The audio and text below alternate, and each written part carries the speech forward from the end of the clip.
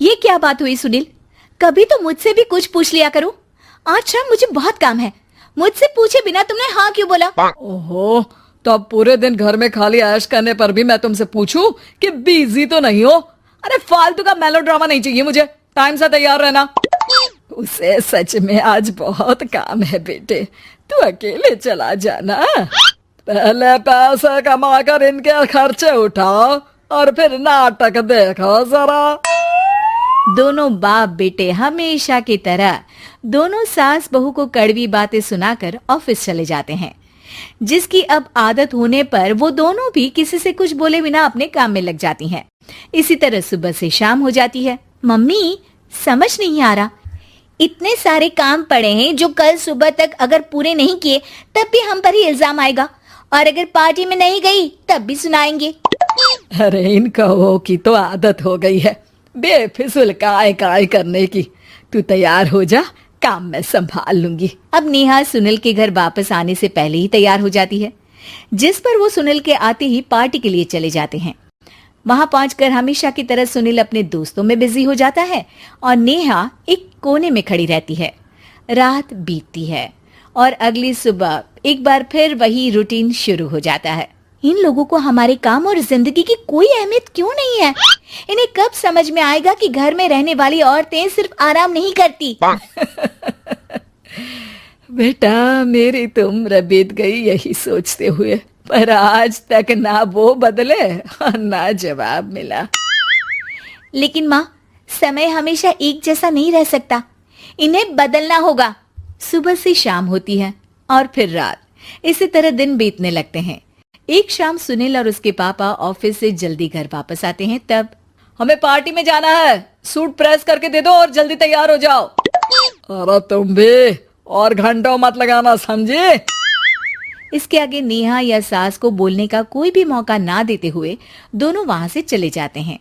कुछ देर बाद चारों पार्टी में पहुंच जाते हैं। यहाँ सब समझदार और पढ़े लिखे लोग हैं, कोई बेवकूफी करके मेरी नाक मत कटवाना।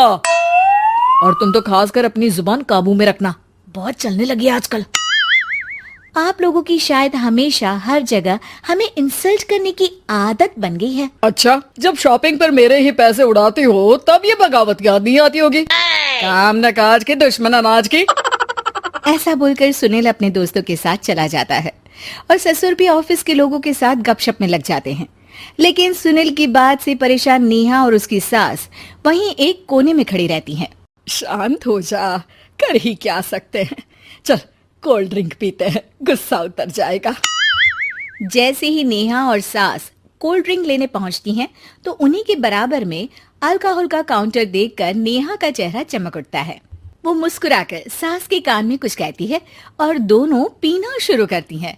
कुछ देर बाद दोनों चिल्लाते हुए अपने अपने पतियों को ढूंढने लगती है। कहाँ है सुनील? देख, तेरी असलियत आ रही है। कहाँ है सुनील के पापा? देखो, तुम्हारी शामत आ रही है। ये नजारा देखकर पार्टी वहीं थम जाती है।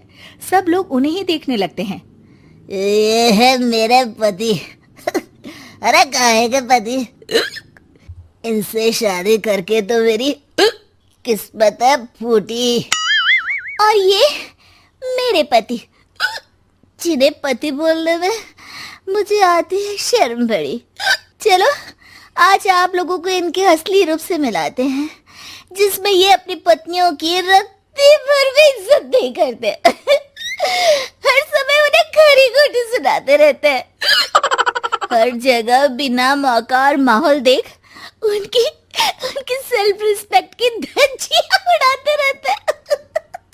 क्या बोलते हो कि घर में रहकर हम करते ही क्या है?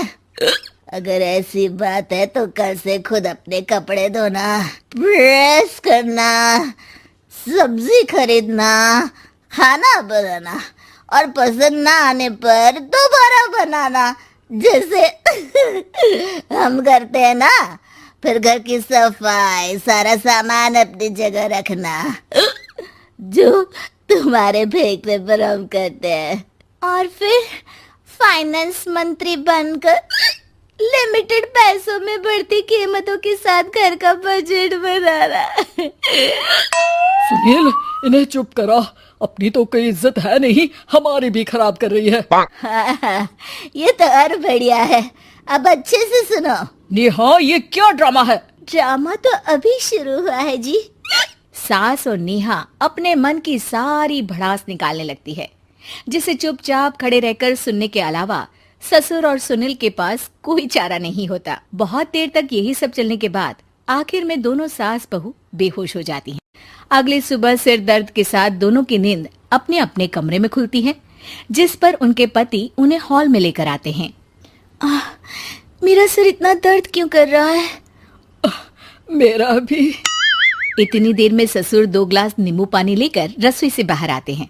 ये लो नींबू पानी, इससे सिर दर्द ठीक हो जाएगा। हम दोनों आपसे कुछ कहना चाहते हैं। सास बहू हैरानी से एक दूसरे को देखने लगती हैं।